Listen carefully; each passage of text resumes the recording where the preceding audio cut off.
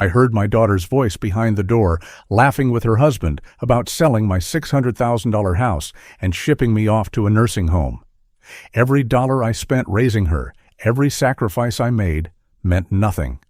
I sat frozen, my chest heavy with betrayal. But this was just the beginning. They would soon regret every cruel word and action. Before we continue, please subscribe to the channel and tell us where you're listening from in the comments. I sat alone in my living room that evening, the kind of quiet that presses down on your chest until even the ticking of the old clock feels too loud.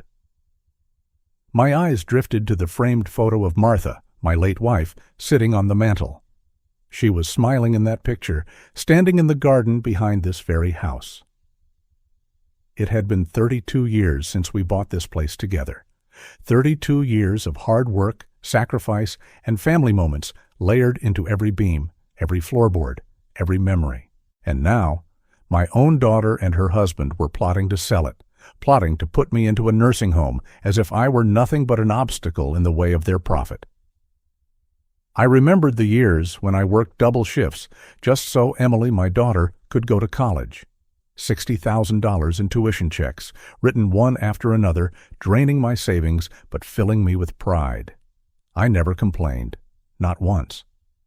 When she graduated, I stood in the crowd with tears in my eyes, holding the camera Martha gave me, thinking every dime had been worth it. Not long after, I helped her buy her first car, $25,000 for a used Honda. I can still see her excitement that day, the way she hugged me and said, "Dad, I'll never forget what you've done for me." But she did forget, or maybe she never really meant it. The living room felt smaller that night, almost suffocating, as though the walls themselves were listening to my thoughts. The house, this $600,000 home, wasn't just property. It was the story of my life. I'd laid the oak floors with my own 2 hands, sanding them down late into the night. Martha had chosen the tile for the kitchen, where she used to hum while stirring her Sunday stew. The worn sofa in the corner was where Emily once fell asleep, with her head on my lap after long days at school. These weren't just objects.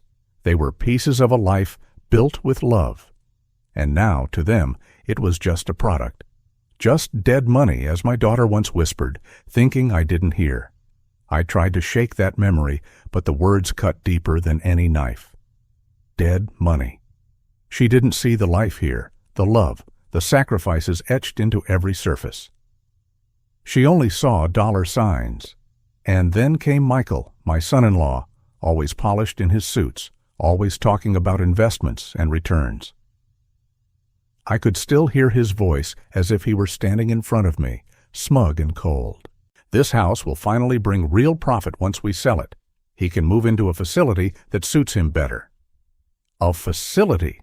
That's what I was to them now, a burden to be placed somewhere out of sight, as though the man who gave them everything had no place left in their world. The weight of betrayal was crushing. I stared at the clock again, its ticking echoing like a countdown to the moment I would be pushed aside. I thought of all the years I carried this family through storms, both financial and personal. Martha's medical bills before she passed had been steep, nearly $40,000, and I covered every penny. I never once asked Emily for help. And now this is how they repaid me, by conspiring to strip me of the very home Martha and I built from nothing. I ran my hand over the armrest of the sofa, its fabric worn but still strong, like me. The silence of the house was broken only by my own breath, heavy and uneven. My chest burned with anger, but beneath the anger was grief, the kind that makes your hands tremble and your eyes sting. "How could you, Emily?" I whispered into the room, not expecting an answer.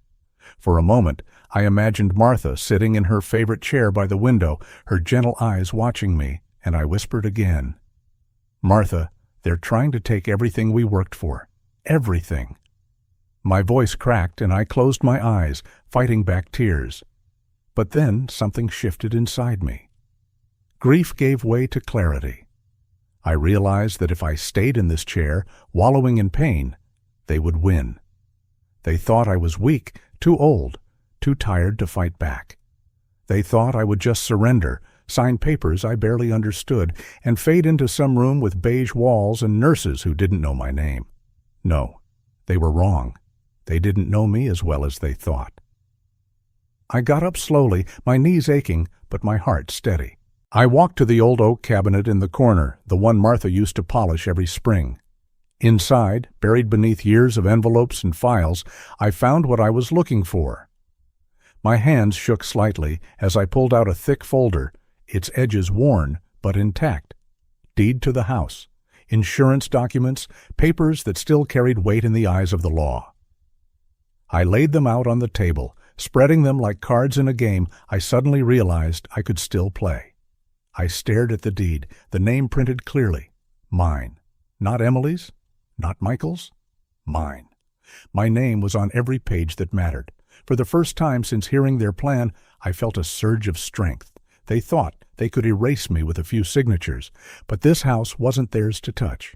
They might have youth, ambition, and greed, but I had history, proof, and something even stronger: determination. I sat back down, the folder still open on the table, and whispered again to Martha, softer this time. I promise you I'll protect this home. I won't let them take what we built. They'll see that I'm not as powerless as they think. It felt as though she was there with me, her presence steadying me, reminding me of the man I used to be, the man I could be again.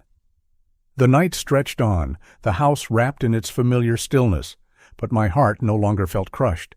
Instead, it burned with purpose. I knew I couldn't confront them just yet, not without a plan. But I also knew I wasn't alone. I still had allies, people I trusted. My lawyer, an old friend from church, had once told me, "If anything ever happens, keep your papers safe and call me right away." I hadn't thought much of it then, but now those words echoed with urgency. I reached for the phone, but I stopped myself. Not tonight. Tonight was about remembering, about gathering strength, about reclaiming the part of me they thought was gone. Tomorrow, I will make the call. Tomorrow, I will set things in motion.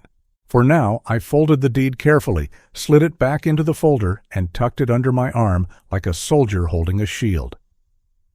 The betrayal still hurt. It would always hurt. To raise a child, to give her everything, and then to watch her conspire against me. There are no words strong enough to capture that pain. But pain can be fuel. Pain can be the fire that drives you to fight back. And as I sat there, staring at the dim light of the lamp reflecting on Martha's photo, I realized something important. They had already underestimated me. And that was their first mistake. The clock ticked past midnight, its steady rhythm now a reminder that time was still mine to use. I looked once more around the living room, at the photographs on the wall, the grooves in the wooden floor, the memories packed into every inch. They thought this was just a house worth $600,000. They were wrong. This was a fortress, and I was ready to defend it. When I finally stood up to go to bed, the decision was already clear in my mind. Tomorrow I will call my lawyer. Tomorrow I will begin the fight. Tonight I allowed myself one last whisper to Martha, my voice steady now. They think I'm weak, but they don't know what's coming. They don't know that the man they're trying to bury is about to rise. I turned off the lamp, the house settling into darkness, but inside me a light had just been lit, a light that no betrayal could extinguish. Morning slid across my living room in a thin wash of pale gold, and I woke with something I hadn't felt in days. Purpose. Grief had spent the night in the chair by the window, but resolve was the one who followed me into the shower. I shaved the gray from my jaw, set a clean shirt on the bed, and carried a canvas folder to the kitchen table the way a coach carries a playbook. The deed to my house, the insurance policy, the paid-off mortgage release, the tax statements, every page I could find, waited in a neat stack beside a cooling mug of black coffee. I set my palm on the top sheet just to feel the paper and calm my breathing. This home wasn't a line on a spreadsheet. It was my life under one roof. I called my lawyer. Martin has been with me since the 90s. He's the kind of man who doesn't rush a sentence and doesn't fill silence just to make it comfortable. He answered on the second ring. "Good morning?" I told him what I had heard, my daughter's voice low and flat, my son-in-law's tone like a calculator that learned to talk, the way they sketched my future, the way you sketch a yard sale. "Sell for 600? Maybe more. He'll be safer in a facility." Words like knives. Then I stopped talking and let the quiet sit between us for a breath. "All right," Martin said, steady as always. "First, do not sign anything. Second, bring me your deed and any estate papers. Third, we put the world on notice. Some counties call it an owner alert. Title companies will flag any attempt to transfer your property, and we secure your money. Do you have savings?" "I do," I said. "About $200,000 in a savings account. No one else is on it, but I don't trust that they won't try something." "Good," he said. "Go to your bank today. Ask for a senior account hold and a verbal password. Require a manager's approval for any withdrawal of over $5,000. You can put part in a short-term CD if that helps you sleep. I'll draft a letter to the bank confirming you've retained counsel." "What about the house?" I asked. I could hear my own breath on the phone. "I'll file to get alerts on any document filed against your parcel, and I'll email you a checklist. Bring your folder at 2 o'clock. If Martha did a will, I'll try to pull it. This isn't the first time a family treated a home like a slot machine." Something in my chest loosened. "Thank you," I said. I felt like I was yelling into the wind. "You're not alone," he said. "Get to the bank. I'll see you at 2. I tucked the folder into the canvas bag. Before I left, I stood in front of the picture on the mantel, Martha in her blue dress, smile warm as July. Sunlight made a thin, bright stripe across the glass. "I'm moving, honey," I whispered. "Not out, forward." I locked the door and drove to the bank. Our branch sits on the corner of Maple and 3rd, a brick box under a tall flag. I've used that place long enough that the greeter knows my name and how I take my receipts. Fluorescent lights hummed overhead. Somewhere, a copier tried to chew through a thick packet. I asked for the manager, a woman with short dark hair and a badge that said, "Ms. Torres, branch manager," shook my hand and led me to her office, small and neat, with a little palm plant and a framed photo of a Little League team. I kept the story simple. "I need to lock down my savings," I said, laying my driver's license on the desk. $200,000. I want a verbal password on my profile. I want a note that no one can change my phone number or address without me standing here.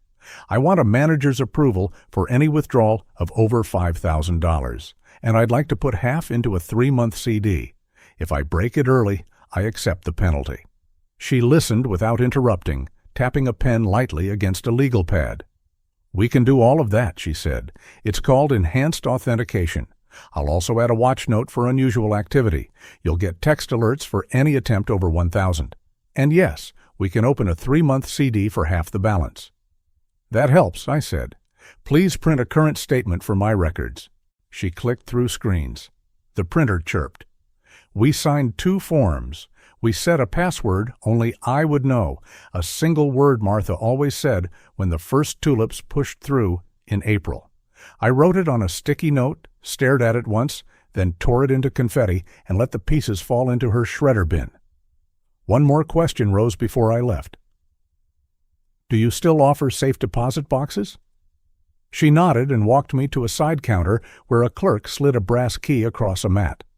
The vault felt like a library after hours, cool, hushed, respectful. I rented a medium box and placed a fresh flash drive inside after the clerk logged the serial number on my card. Back in her office, Ms. Torres updated my signature card and added a callback rule. Any phone request on any account would trigger a separate verification call to my home number before anything changed. She printed the new card. I signed in blue ink. She handed me a receipt. "Mr. Campbell," she said, softening her voice, "you're taking care of yourself. That's good to see." "Trying to," I said. "Thank you." Outside, the flag snapped hard in a clean blue sky. I sat in my car and let the quiet settle over me like a blanket. The bank receipt stayed warm in my pocket from the printer's heat. One step? Not everything. But a step? My phone buzzed when I pulled onto Maple. Emily. I let it ring twice before I answered. Dad, she said, sweet as honey. Are you busy? Michael and I were talking. We're worried about you. The stairs are a lot. The yard is a lot. A community might be easier. Meals every day. Friends. You'd be safe. I kept my voice even. The safest place for me is the home your mother and I built, I said. The stairs keep me moving. The yard gives me something to do. Her tone tightened. We're trying to help. The market is hot. Your house could sell for $600, maybe more. That's real value, Dad. You could have cash and we could manage it so it lasts. There it was again. Value, manage, words that turn love into math. I let a beat pass. What I need, I said, slow and clear, is to keep the roof over my head. Your mother cooked in that kitchen. I laid those floors. That is my value. Silence stretched like a wire. We're on your side, she said finally. Please don't be stubborn. I'm not stubborn, I said. I'm clear. I'm staying. She exhaled the way she used to when she didn't get her way. We'll talk later, maybe tonight. Michael wants to explain some options. Not tonight, I said. I have plans. What plans? Mine. I ended the call and let the car fill up with quiet again. I drove to a diner a block from Martin's office and took a corner booth under a photo of the high school football team from 20 years ago. I ordered a turkey sandwich and black coffee and opened my canvas folder like a map. On a yellow pad, I wrote what I had done. Account hold, password set, CD opened, statement printed. Then I wrote what she had said. Real value. Manage it. Safe. People remember feelings. Paper remembers facts. I made a second list, not of tasks, but of contingencies. If anyone showed up with papers, I would call Martin and say nothing else. If a realtor emailed, I would forward the message and keep a copy. If a title company called about preliminary work, I would ask for a file number and decline to answer questions. On the bottom line, I printed in block letters. No documents leave my house without copies. Then I added a new contacts group on my phone labeled Defense. Martin, the bank manager, the county recorder's office, my insurance agent, so one tap would reach them all. By 1:30, I climbed the stairs to Martin's office, a second-floor walk-up over the corner pharmacy. The hall smelled like old books and lemon cleaner.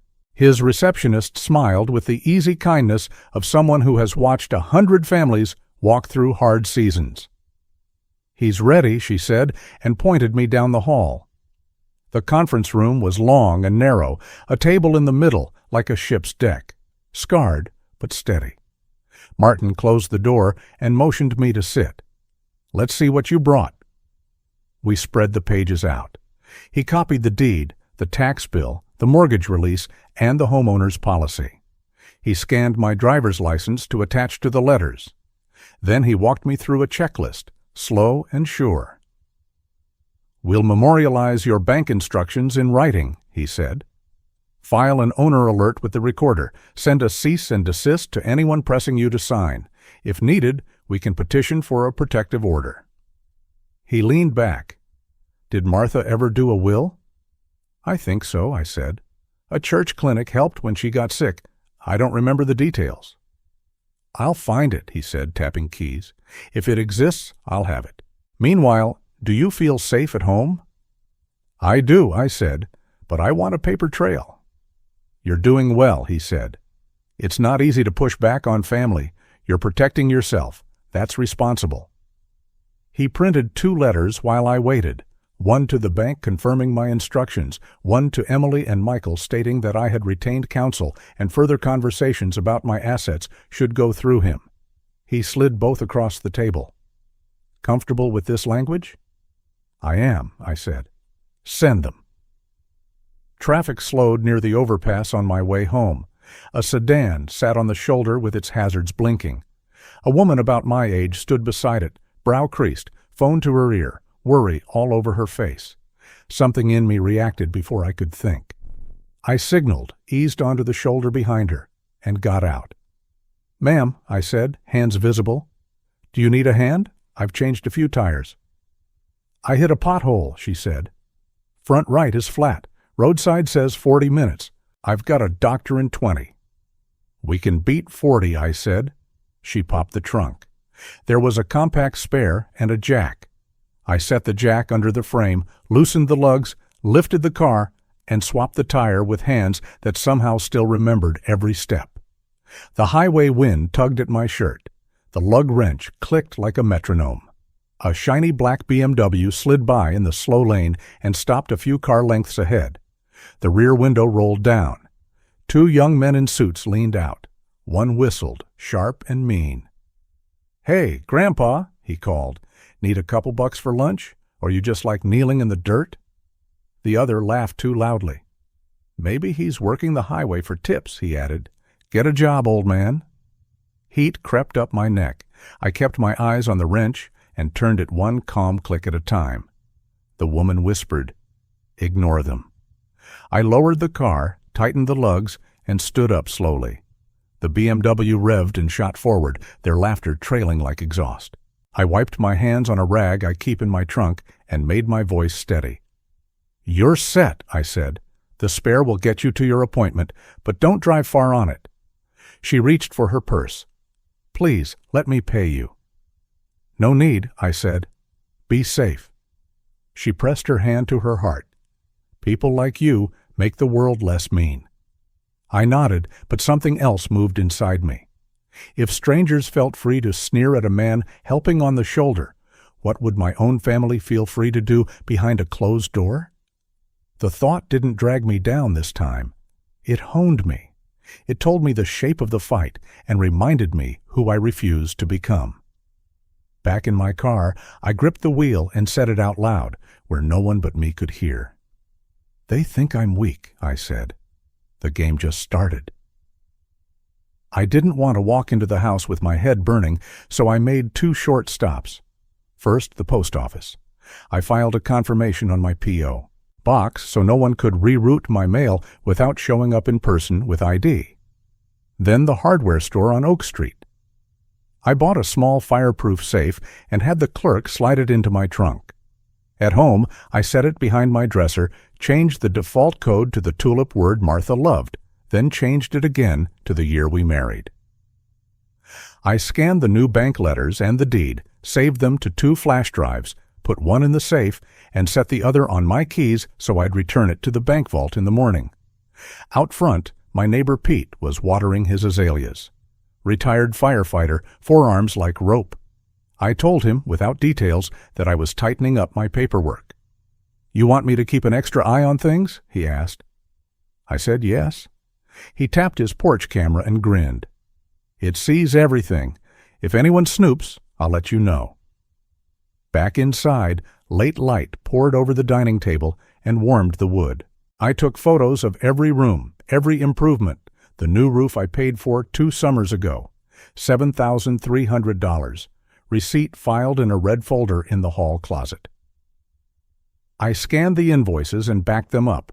I printed my property card from the county website and slipped it into the folder. Then I called the county recorder and registered for owner alerts. A patient man walked me through every click until the confirmation page appeared. I took a screenshot and filed it under house protection. I called my insurance agent and asked that any change require my written approval in person. He added a note to my account and promised to mail the declarations page. Finally, I opened a fresh notebook and started a log. Date. Time. Who I spoke with. What we discussed. I wrote down the bank measures, Martin's instructions, the things Emily said on the phone, and the roadside incident. Writing took the noise out of my head. It turned a storm into a list. Near dusk, my phone rang again.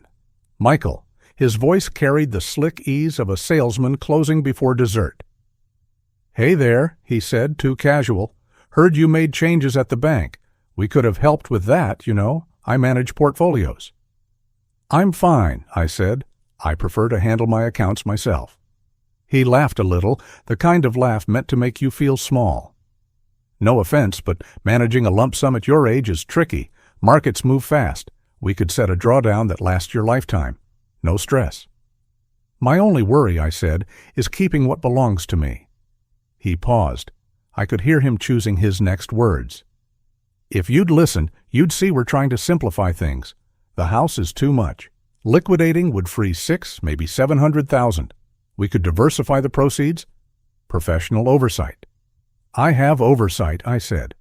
It's called common sense. Goodbye, Michael. I ended the call and stood there in the quiet of my dining room. The house breathed with me, wood settling, the refrigerator's low hum, the lemon scent of the polish Martha loved. I felt something I hadn't felt in a long time. Not anger, not stubbornness. Just a clear, straight line on the ground and my 2 feet planted behind it. At 8:30, an email from Martin lit my screen. Subject line, Found Will. His note was short. The county file indicates a will for Martha Campbell, executed 12 years ago. Certified copies requested. In the meantime, I obtained a scan. See attached. You are named as the sole owner of the residence and the primary beneficiary of household assets. This, with the deed, solidifies your position. A courier will bring a printed copy tomorrow. If you're still watching and find this story interesting, please comment 1 below to let me know you're here with me. I sat before I opened it. My hands were steady, but my throat tightened.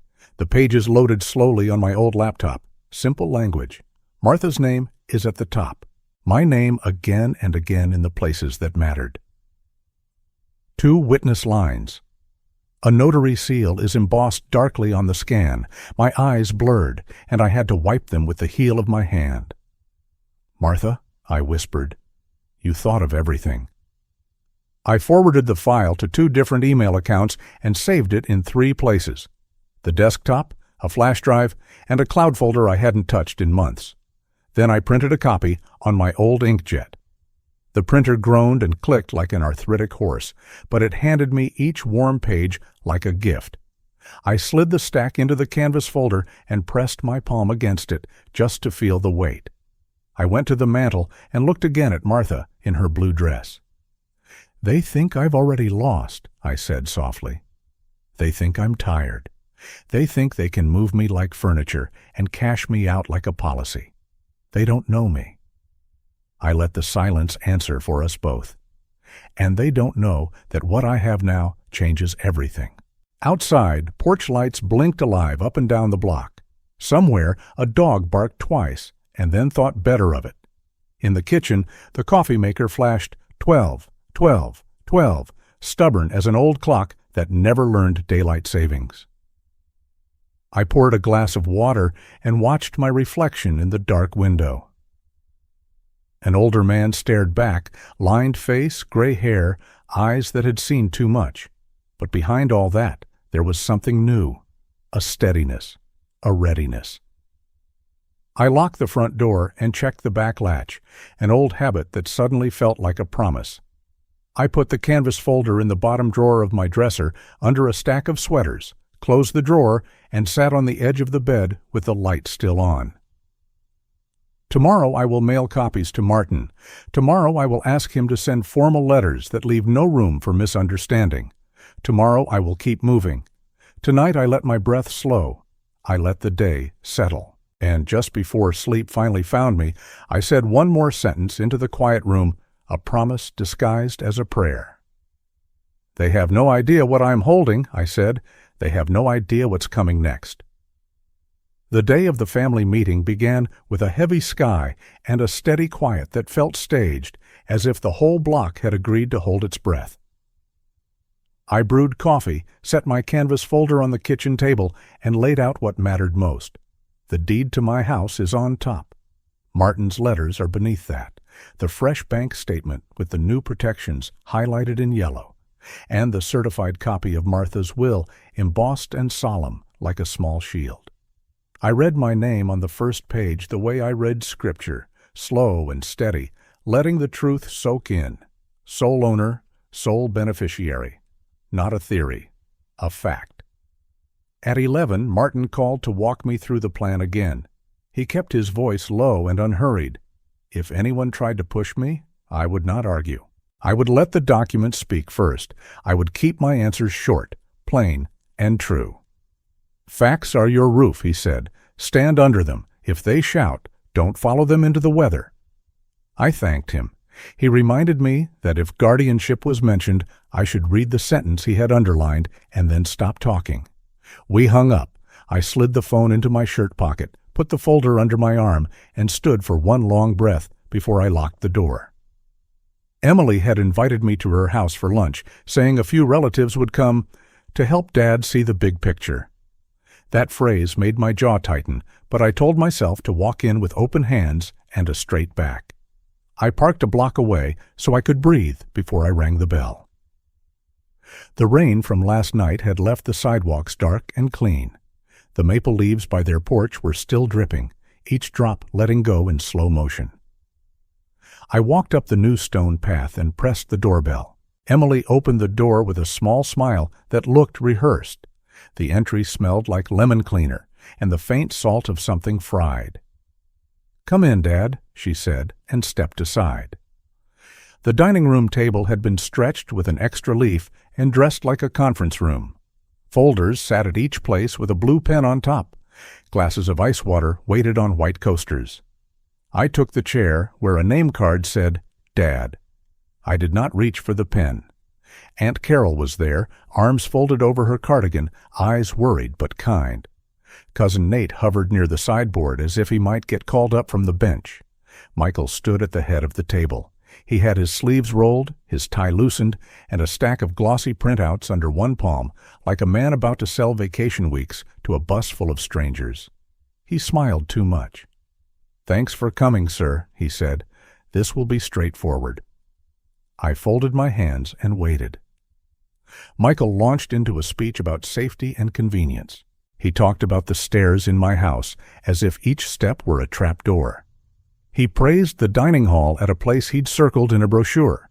He said words like community, care team, and peace of mind. When he finished, he slid a packet toward me and flipped a page with the flourish of a dealer throwing a card.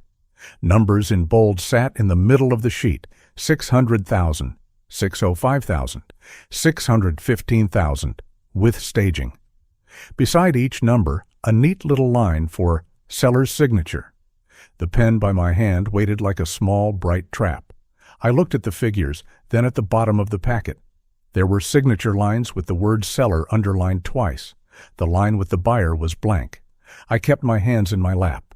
Aunt Carol cleared her throat, and Michael barely looked at her. Emily pressed her lips together and watched me, waiting for a nod, waiting for a yes. "Before we talk about numbers," I said, "you should know I spoke to my lawyer."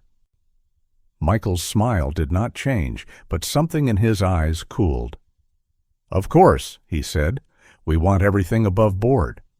He took a breath and changed gears. "Let's talk about your cash," he said. "You've got about 200,000. We can diversify that, treasuries, short-term CDs, and a little in a conservative fund. 4%, maybe more.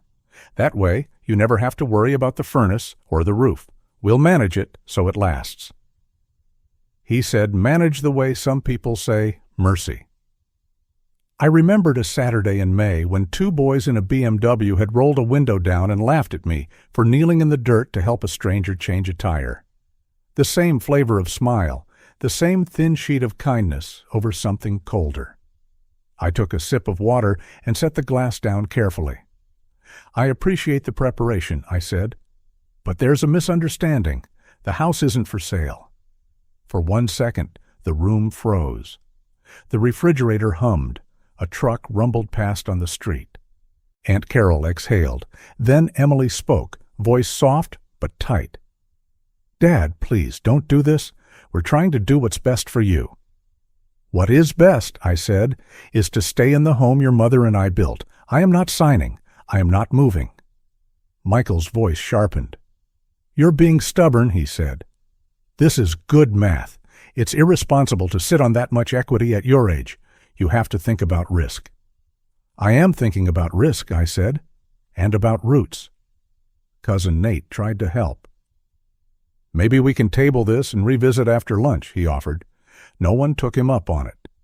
Michael straightened his stack of pages until the corners lined up like parade soldiers. "Here's the reality," he said. "We've already engaged a realtor. We've already got interest. We can do this the easy way with your cooperation, or the other way." I stood. "Excuse me," I said, and carried my folder toward the front hall. I wanted the cooler light at the doorway. I wanted a breath of air. Michael followed and caught up to me near the sidelight window where sunshine fell in a narrow stripe across the floor. He leaned closer, lowered his voice, and let the smile drop. "If you still want Emily to have a decent life," he said, "don't drag her down. This house isn't yours anymore. Don't embarrass her. Sign." The words were thin blades. They cut without bleeding. I let them cut. I did not swing back. I turned so we stood shoulder to shoulder, both of us looking at our reflections in the glass. "You're mistaken," I said, "and you just told me more than you meant to." He blinked. For a second, he couldn't find a script. Then he smiled again and walked back to the table like a man returning to a stage. I followed. I set the folder in front of my chair and opened it. The room quieted in that hush people know from courtrooms and hospital corridors. I placed Martin's first letter in the center of the table, face up. I placed his second letter beside it, the one addressed to Emily and Michael by name. Then I laid Martha's will where the light caught the seal. I did not rush. I did not raise my voice. "This," I said, tapping the first letter, "states that I've retained counsel. Any conversation about my property or accounts goes through him. Any attempt to transfer or encumber my home will be opposed." I tapped the second letter. "This one warns that pressure, coercion, and misrepresentation will be documented." I set my palm on the will. "And this is Martha's will. She named me the sole owner of the residence and the primary beneficiary of the household assets. It is valid. It is certified. It is in force." Emily's hands flew to her mouth. She looked from the papers to my face, and the color drained from her cheeks. Aunt Carol leaned forward, eyes bright with relief and anger both. Nate sat back hard and actually said, "Well," under his breath. Michael's eyes narrowed, then went flat. He reached for the will. I slid it an inch farther away. "Don't," I said. "You don't get to touch that." If you're still watching and find this story interesting, please comment 2 below to let me know you're here with me. "This could be outdated," he said, pushing a new narrative into the room as if it had always been there. Maybe Martha changed her mind. Maybe she told Emily she wanted the house liquidated. Speculation is not evidence," I said. I flipped the will so the notary seal faced him, the embossed circle catching a blade of light. "This is evidence." Emily spoke then, and her voice was small. "Dad, this isn't about paper. It's about being safe. We don't want to be villains." "I didn't call you villains," I said. "I said the house isn't for sale." The words hung like a bell note. Michael had to fill the silence with something, so he chose heat. "You're going to waste $600,000 because you like your creaky stairs," he said. "You're going to make us watch you fall just so you can pretend you're still 35? I thought of the boys in the BMW again, how easy contempt is when it costs nothing. I kept my voice level. "I am not wasting anything," I said. "I am keeping what is mine." He flipped another stack of pages and slid a comparative market analysis toward Aunt Carol as if selling her would sell me. She didn't even touch it. "It's his house," she said, each word clear. "It's not a group project." Michael's jaw jumped. He looked at me and went for the bigger threat. "If you don't sign, we can file for guardianship," he said. "We can prove you can't manage. The court will listen to us before it listens to a stubborn old man." I lifted the second letter and read the sentence Martin had underlined in blue. "Any false statements regarding my capacity will be met with immediate legal response. Evidence of my current banking controls, property records, and physician's statement of competence is on file." I set the letter down again. The paper made a soft sound, a polite gavel. His mouth opened and closed. He looked to Emily for help, but she was staring at the wall, lips pressed white. He tried one more angle. "Fine," he said. "Keep the house.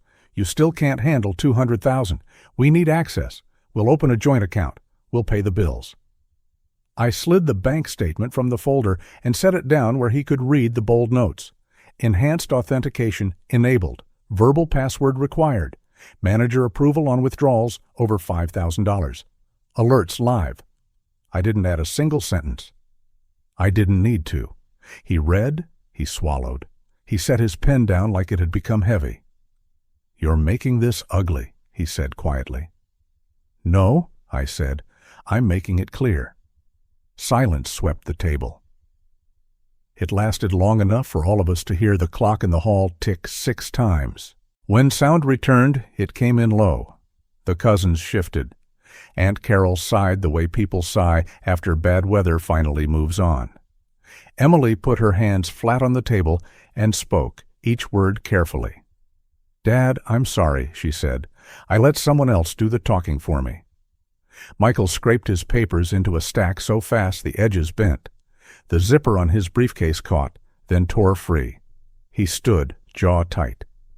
"Don't call me when you need help," he said. "You've made your choice." He turned, took 2 steps, stopped, and looked back, hunting for a last strike. "You're nothing without our guidance," he said. "This house will outlast you." "That's the idea," I said, and the room held the line with me. He left. The front door shut hard enough to rattle the frames on the entry wall. The house grew taller without him in it. We all sat in that taller air. Aunt Carol stood first. She came around the table and squeezed my shoulder, not dramatic, just steady. "You did right," she said. Nate nodded, eyes wet in a way he probably didn't expect. Emily stayed seated, staring at her own hands as if they had betrayed her. I gathered the documents, slid them back into my folder, and clicked it shut. The sound was small and satisfying. Emily rose then and walked with me to the door. In the entry, she touched my sleeve and spoke in a voice I recognized from when she was 10 and had broken the kitchen window with a stray throw. "Are you angry with me?" she asked. "I'm hurt," I said. "Hurt can heal if we tell the truth about it." She nodded without looking up. "Michael said pushing hard was the only way to keep you safe," she whispered. "I think I confused loud with wise." "We all do that sometimes," I said. "Come by tomorrow. No papers. Coffee." Outside, the sky had warmed from pewter to a softer gray. The hedge glistened. A robin hopped near the curb with a string in its beak. I stood on the walk, felt the weight of the folder against my side, and let my breath lengthen. I could almost hear Martha laugh, that low laugh she saved for when pride and relief met in the same moment. "There you are," she would have said. Steady as a plumb line. On the way home, I stopped at Martin's office to hand him copies and to say thank you face to face. The waiting room smelled like lemon and old books. He read my notes, signed the certified copy of the will to acknowledge receipt, and tucked one duplicate into a firm envelope for storage in his fire safe. "Guardianship threat came out, I'm guessing," he said. "It did," I said. "Your sentence landed like a hammer in a velvet bag." He smiled. "That's the goal, paper and backbone. Keep both." I took the long route back, past the park where kids threw a football in sneakers that were too white, past the little shop that sells clocks that always read different times, past the brick church where Martha used to hum a half-step under the melody, anchoring me without anyone noticing. When I pulled into my driveway, the house looked like itself again. Not a number, not a plan. A home. Inside, I laid the certified will under the glass on the buffet. Not to gloat, no one comes over to admire paperwork, but to remind myself that love can be written down and remain love. I ate a simple dinner and washed the plate by hand the way Martha liked, towel-dried it, and slid it back into its spot. The small rituals calmed me more than victory ever could. Just before 7, the phone rang. Emily's name lit the screen. Her voice sounded smaller. "Dad," she said, "I'm sorry. I got scared. I let pressure dress up as love." "I understand," I said. We let the line breathe. "Can I come by in the morning?" she asked. "I want to see the house the way you see it, not the way a spreadsheet sees it." "Yes," I said. "We'll sit in the kitchen. The light is best around 9. After the call, I walked from room to room the way a caretaker does a last check before locking up. The living room's old clock ticked the same tick it has ticked since 1992. The hallway held a faint trace of lemon polish and memory. In the bedroom, I opened the bottom drawer, checked the folder, and closed the drawer again with a quiet click. Everything in its place. Everything that mattered was protected, not by force, but by clarity. I made tea and sat on the front steps as evening softened the edges of the day. Porch lights flicked on up and down the street like a string of patient stars. A neighbor walked his terrier and lifted 2 fingers from the leash in an understated salute. The air tasted clean after the rain. I thought about how small the turning point had looked from the outside. No gavel, no shouting that would make good television, just a few pages of paper, a steady voice, and a man who did not move when pushed. Back inside, I stood in front of Martha's photograph and said the words I needed to hear myself say. "They thought I would stay silent," I said. Today, they saw the consequence of underestimating me. I didn't raise my voice. I didn't need to. The house carried it for me. The floorboards held it. The glass on the frame held it. The quiet held it. I slept that night in a way I had not slept since the first time I overheard Emily talking about unlocking equity. When morning came, sunlight sifted through the blinds and laid a gold ladder on the floor. I made coffee and set 2 mugs on the counter. I set out the old photo album so Emily could see where the money had gone all those years ago. Tuition checks stamped paid, a used Honda in the driveway with a red bow, a backyard wedding under a rented tent the summer we didn't have much. But we made what we had matter, the evidence of love that never thought it would have to defend itself. If you are listening and your stomach tightens because you know what it is to be treated like a problem to be solved, I'm with you, feeling dismissed, feeling small, feeling unseen. It's hard, isn't it? If you believe every person deserves to be seen and treated with justice, type the word, justice. Now watch what they do to change it and watch what I do next, because this boundary is only the beginning of peace. When the dust finally settled after that stormy gathering, I knew the time had come to finish what I had started. My lawyer had advised me weeks before to protect not just my present, but also my future. So I decided to move part of my savings, $200,000, into a community charitable trust. It wasn't just about money, it was about making a statement that I would decide where my legacy went, not those who had tried to snatch it away. Signing those papers, watching the ink dry under my hand, I felt a weight lift from my chest. For the first time in months, maybe years, I could breathe without the sour taste of betrayal clinging to my throat. The house remained mine. The deed still carried my name, firm and unshaken. I walked through its rooms one last time with a new kind of vision. Each window, each piece of wood, each photograph on the wall reminded me of the decades Martha and I had poured into it.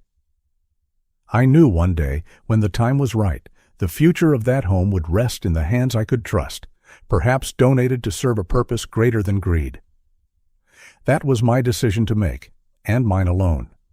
Not Emily's, not Michael's. Mine. Still, I needed peace. After weeks of conflict, I no longer wanted to live in a place heavy with tension and whispers. I decided to downsize.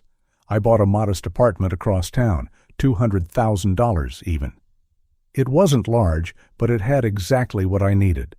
It overlooked a park where children played, where mornings were filled with birdsong instead of arguments. I carried a single suitcase the day I moved in, leaving behind the noise of betrayal.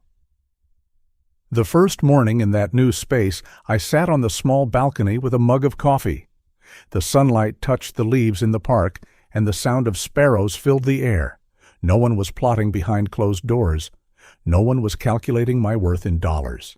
It was just me, the coffee, the air, and the peace I had almost forgotten I deserved. Meanwhile, Emily and Michael's world began to crack. The family knew what had happened. Word spreads fast, and truth spreads even faster. My relatives saw their greed for what it was. The cousins who once admired Michael for his so-called business sense now avoided him at gatherings. Aunt Carol, who had defended me at that table, told others exactly what she witnessed, how they pressured me, how they tried to strip me of everything. Their reputation collapsed, and with it, their finances followed. Without the illusion of easy profit from my house, their investments crumbled.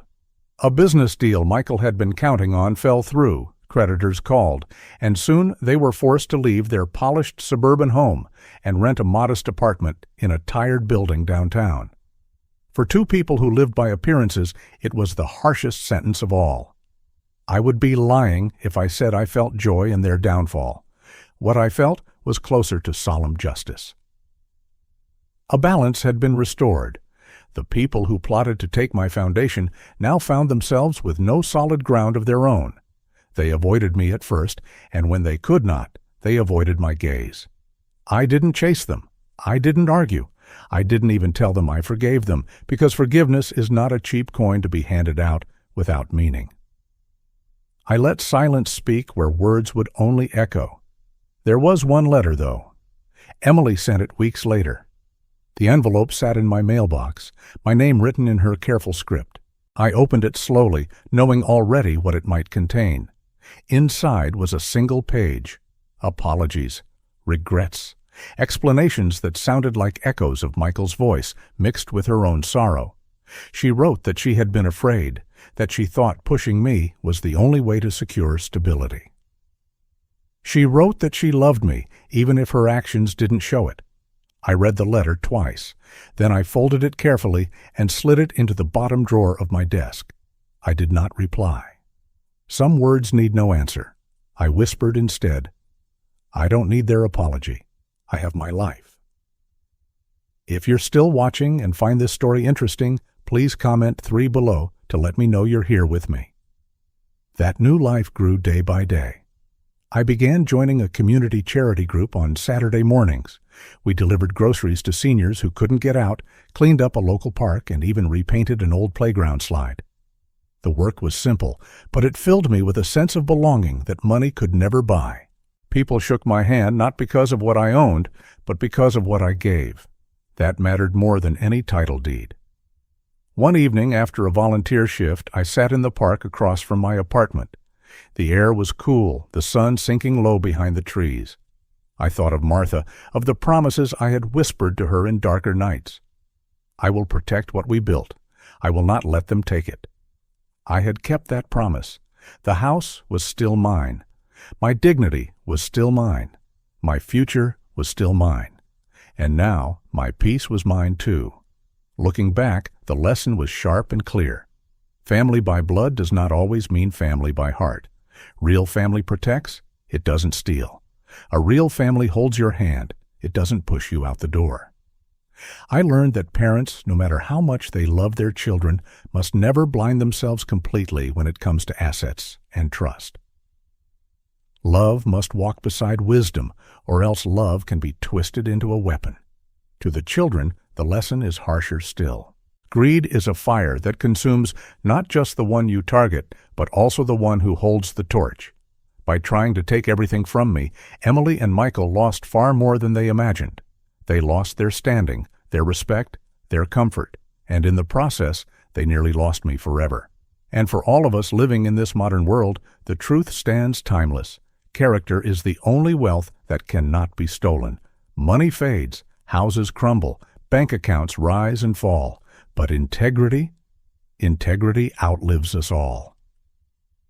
When I sit in my small apartment, coffee in hand, watching the light spill through the trees, I don't think of betrayal anymore.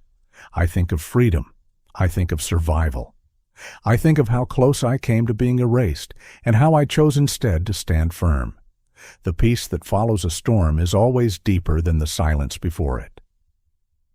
Sometimes, late at night, I open that bottom drawer and see Emily's letter resting there. I don't hate her. Hate is just another kind of chain. What I feel is distance, and distance is sometimes the healthiest choice. I whisper to myself, I don't need them anymore. I have myself. And I close the drawer. The lock clicks softly, like a period at the end of a sentence. I know the story isn't finished. Life doesn't pause just because one chapter closes. Already, the community group has asked me to join their board. It's a small role, but one that lets me use my skills to help others. Next week, I'll attend my first meeting. I never thought at this age I'd be starting something new. But here I am, ready. The road from betrayal to peace is long, and the steps are heavy. But each one matters. I took those steps. I defended my house, my savings, my dignity. And in return, I found something even greater. Myself, steady and whole, no longer defined by the greed of others. The days in my new apartment began to fall into a rhythm that felt almost sacred. The place wasn't grand, not like the old family home, but it was mine, and it was free of shadows. The living room opened to a balcony that faced the park, where children's laughter floated through the air like music. Each morning, I brewed my coffee and stepped outside, leaning against the railing as the sun rose over the trees. The world felt lighter, my shoulders unburdened. I would sip slowly, listening to the sound of birds, watching joggers pass, and for the first time in years, I realized I was living life for myself, not for anyone else's agenda. The apartment cost $200,000, and though smaller, every corner carried a sense of renewal. The walls were freshly painted, the wood floors smooth beneath my feet, and I had decorated the shelves with only the things that truly mattered. Martha's photograph, still in its silver frame, stood by the window. Next to it was the clock that ticked faithfully in the old house, a reminder that time carries us forward whether we are ready or not. Each piece I chose to bring held meaning. Nothing was cluttered, nothing was heavy. Just like my heart, the space was cleared of what did not belong. Life in the community unfolded naturally. I joined the charity group that had welcomed me in Chapter 5, and soon Saturdays became my favorite days. We packed boxes of food for seniors who could not shop for themselves, carried groceries up narrow staircases, and cleared leaves from front yards. On one bright morning, I found myself repainting an old wooden bench in the park. The children ran past with ice cream cones, and a woman thanked us with tears in her eyes, saying the park had not looked this alive in years. That moment filled me more than any bank account balance ever could. In those hours of service, I was no longer a man defined by betrayal. I was simply part of something good. People shook my hand, not because of what I owned or lost, but because I showed up, because I gave my time. That sense of worth, genuine, simple, earned, was something Emily and Michael would never understand. Still, every so often, their names would drift back into my mind.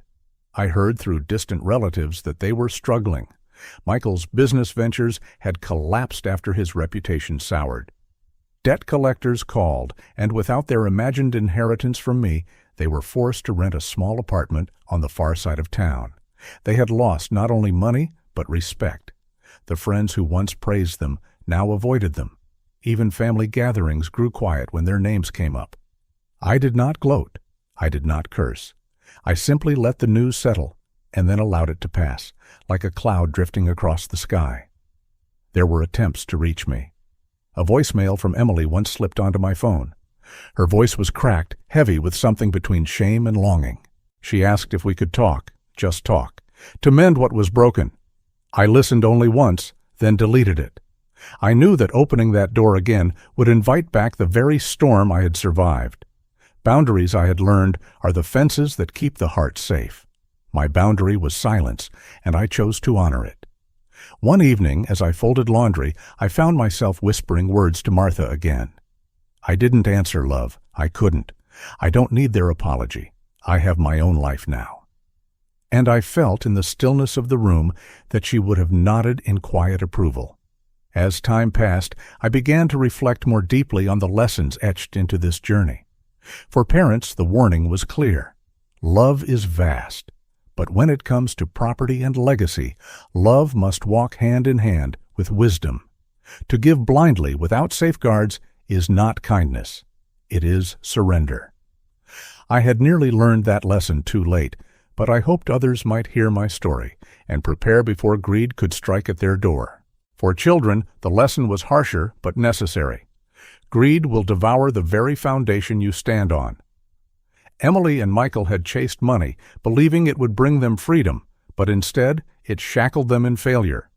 In trying to take what was not theirs, they lost even what they already had. Trust once shattered cannot be bought back, no matter how many apologies you write. And for anyone listening, in this world of modern temptations and shifting values, the truth remains unshaken. Character is the one treasure no one can steal. Houses can be sold, bank accounts drained, businesses collapse, but dignity endures. If you live with honesty, respect, and self-respect, you carry wealth that never loses value. A small event reminded me of this truth more vividly than anything else. One afternoon, I received a letter in the mail, not from Emily, but from a friend I had not spoken to in years. It was Frank, an old coworker from my days at the factory. He had retired too, and in his letter, he invited me to help with a community project. They were building a small reading center for children in a low-income neighborhood, a place with shelves of donated books, bright walls, and space for kids to learn and dream. I smiled as I held that letter, the edges soft from his handwriting pressing into the paper. It was a simple invitation, but it felt like life whispering to me, "There is still more ahead." I agreed, of course. A week later, I stood in that half-finished room, paintbrush in hand, helping color the walls a cheerful yellow. Children peeked in through the doorway, curious about what was coming. Their laughter filled the room, and I thought, this is where legacy belongs, not in greed, not in hoarded walls, but in places where joy multiplies. On the bus ride home that evening, I looked out the window at the setting sun. The city streets passed in flashes, families walking, workers heading home, lights flickering on. My reflection in the glass looked older, yes, but not broken, stronger even. At that moment I whispered, "Every day is proof that I chose right." Life in the apartment continued with gentle predictability. I enjoyed simple dinners, soups, fresh bread, sometimes a pie from the bakery nearby. On Sundays, I joined neighbors for card games in the common lounge. We laughed, we told stories, and no one cared about how much money anyone had in the bank. They cared about kindness, presence, and humor. It was the kind of family I had been searching for, chosen family, built not from blood, but from respect. Meanwhile, Emily and Michael continued to fade from my world. Their last attempt came in the form of a letter I received months later. Unlike before, it was not filled with excuses or half-hearted apologies. It was brief, almost defeated. They admitted their mistakes, admitted the greed that had driven them, and asked if one day I might forgive. I folded the letter carefully, placed it in the same drawer where Emily's first apology still lay, and whispered, "Not in this lifetime." Some doors, once closed, must stay closed. The contrast between us could not have been sharper. While I woke each day to the sound of birds and the laughter of friends, they woke to bills and silence. While I stood in parks helping paint benches, they stood in lines of creditors. While I lived in peace, they lived in consequence. One evening, sitting on the balcony as the sun dipped low, I let myself finally release the last fragment of anger. I said aloud, "I don't need them anymore. I have myself." The words lingered in the air, almost like a prayer, almost like a final seal closing a wound. And in that moment, I truly believed it. As the story of my life shifted into this new chapter, the lessons crystallized. For parents, do not mistake sacrifice for surrender. Protect what you've built, even from those you love most, for love without wisdom can lead to ruin. For children, never let greed blind you, for in trying to take what is not yours, you risk losing everything you already hold. And for us all, in this modern world, where wealth and appearance are chased like gods, Remember that character is the only currency that never devalues. The park grew quiet as night settled, the streetlights humming softly. I watched the last of the children head home, their parents calling them in for dinner. A gentle peace filled me. I had walked through betrayal, faced greed in its ugliest form, and emerged not only standing but stronger. Each breath in this new life was a reminder. I had chosen dignity, I had chosen peace, and I had chosen me. And that, I thought, was the greatest victory of all. The story has come to an end. It has brought you valuable lessons and insights. If you enjoyed this content, please like, share, and subscribe to the channel so you won't miss the next video. Goodbye, and see you again.